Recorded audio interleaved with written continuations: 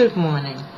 I'm Gloria J with Action Speaks, and I'm here to continue our reading on the gifted research, studies, and history of giftedness, particularly inclusive of African Americans as well as others who are gifted, particularly, again, the underserved. The underserved could be anyone who is not being serviced given all the services that we have in America to enhance the excellence education of giftedness. All right, today we will be continuing with the study by Deborah Harmon. They Won't Teach Me: The Voices of Gifted African American Inner City Students. When who I am impacts how I am represented, addressing minority student issues in different contexts. The author is Deborah Harmon, as I foresaid. Geographical code 1 USA. The publication date January 1st, 2002. Publication is Roper Review, ISSN number 02783193. We shall continue to read subtopic mythology. I'm sorry about that. The mythology. This study was conducted in a moderate-sized metropolitan area in the Midwestern United States. 6 gifted African American 4th and 5th graders from Tacoma Elementary School, a predominantly African American inner city school, were paired with Rocky Creek Elementary School, a predominantly white school in another area of the city. Families that attended Tacoma range from middle to lower socioeconomic status, with 80% of the family qualifying for the USDA school lunch program. Families from Rocky Creek range from middle to upper socioeconomic status, with less than 10% qualifying for the USDA school lunch program. In the early 1970s, students from Tacoma were bused to Rocky Creek in an attempt to desegregate schools.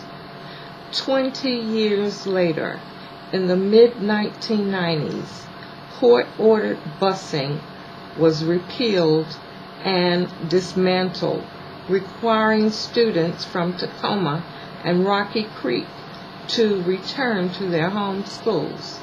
These schools are now considered to be resegregated as neighborhood patterns continue to be segregated. Qualitative research methods were selected for this study to generate data rich in detail and embedded in context. Patent 1990.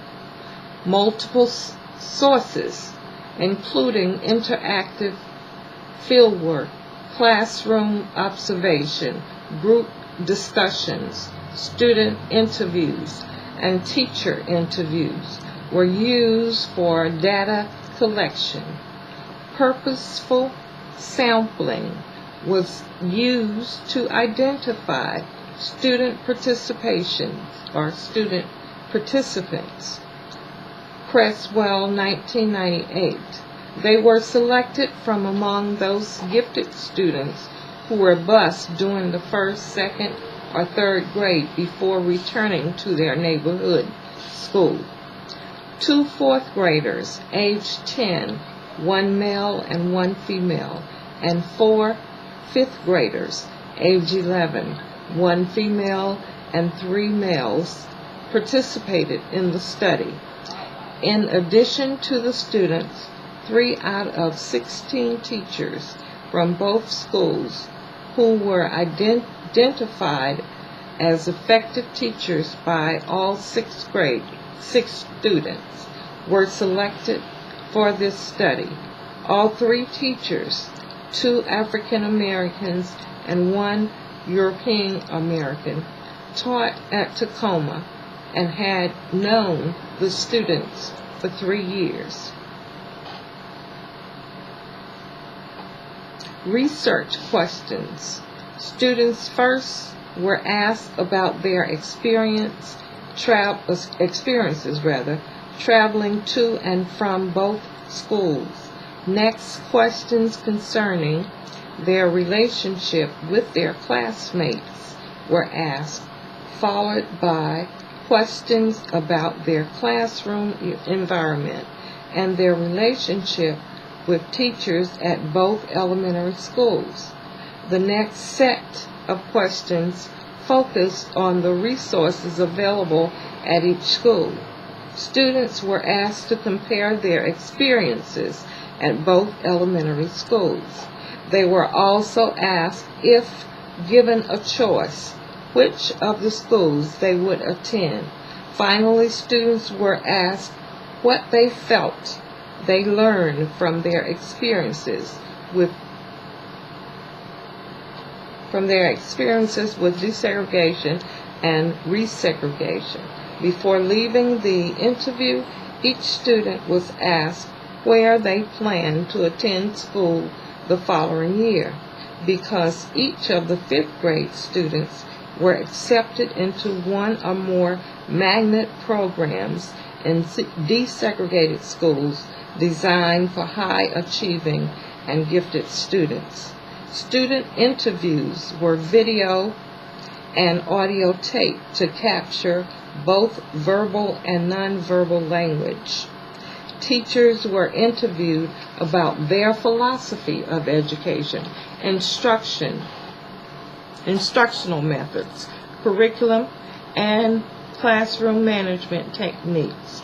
In addition to interviews, weekly observations were made of these teachers in their classroom for the entire year. Teachers' interviews were audio taped.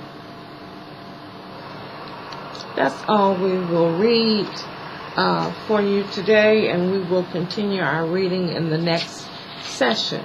And hopefully, eventually, we'll get to the end of the research of the study and read to you some of the comments and the quotations made by the students themselves. May God bless you. You have a great day. And again, signing off is Gloria J.